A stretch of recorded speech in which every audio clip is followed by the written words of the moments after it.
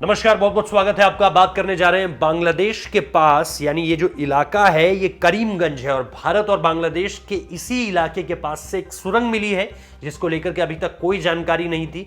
बताया ये जा रहा है कि यहां से तस्करी जैसी चीजें होती थी, अपहरण की घटनाएं होती थी और इसके साथ साथ जो इंटर बॉर्डर ट्रांसफर्स हैं, मतलब कि कम्यूटिंग अगर आप इसे लें कि भाई लोगों का आना जाना है, या फिर जिस तरह से रोहिंग्या मुसलमानों का जिक्र था कि बांग्लादेश से एक बहुत बड़ा तबका जो है वो भारत पहुंच गया है और इसको लेकर के जो राज्य सरकारें हैं उन्हें किसी तरह की कोई जानकारी नहीं लगी कि आखिर कब इन्होंने जो है वो इंटरनेशनल बॉर्डर क्रॉस करके ये जो है वो भारत की जमीन पर आ गए। तो उसके लिहाज से भी ये कहा जा रहा है कि क्या कहीं ये सुरंग उसके पीछे एक अहम कारण तो नहीं थी। आपको ये भी बता दूं कि एसपी मयंक कुमार ने इसको लेकर के क्या कुछ कहा है, क्योंकि जब ये इस सुरंग का जैसे ही पता चला हर किसी के लिए हैरत भरी बात थी।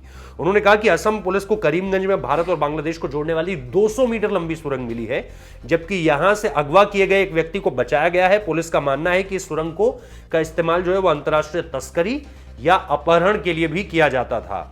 और इसके साथ साथ वहां पर जो अपहरण से एक लड़के को बचाया गया है उसके परिजनों से 5 लाख रुपए मांगे गए थे और 28 दिसंबर को दिलवर हुसैन को बचाते हुए सुरंग का पता लगाया गया था।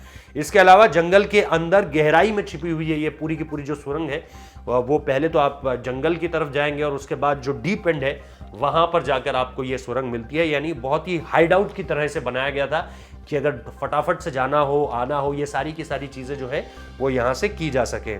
और इसके अलावा आम दिनों की तरह लोग इसका उपयोग करते थे। ऐसा नहीं है कि बहुत ज़्यादा सीक्रेट मिशंस के लिए या किसी ऐसी तरह की चीज़ों के लिए जहां पर बहुत ही रेयरेस्ट ऑफ रेयर केसेस में इसका यूज़ होता हो, ऐसा नहीं है, बल्कि आम दिनों की तरह इसका यूज़ होता था। ये सारी की सारी चीज़ें बताई गई हैं। यानी आप समझ सकते हैं कि ये कितनी बड़ी खबर है इस तरह से कि इंटरनेशनल बॉर्डर पर एक सुरंग क्रिएट की गई है और लोग वहां से आम दिनों की तरह गुजर रहे हैं। ऐसी ही सुरंगें हमें एलओसी यानी लाइन ऑफ कंट्रोल के पास भी जो मिलती हैं, जो पाकिस्तान की तरफ से बनाई जाती हैं और उनका एक सिरा भारत के किसी सीमावर्ती गांव से लगता है, क्योंकि वहां से पाकिस्तानी घुसेंगे और यहां से निकल जाएंगे। तो ऐसी कई चीजें एलओसी से भी सामने निकल कर आई हैं।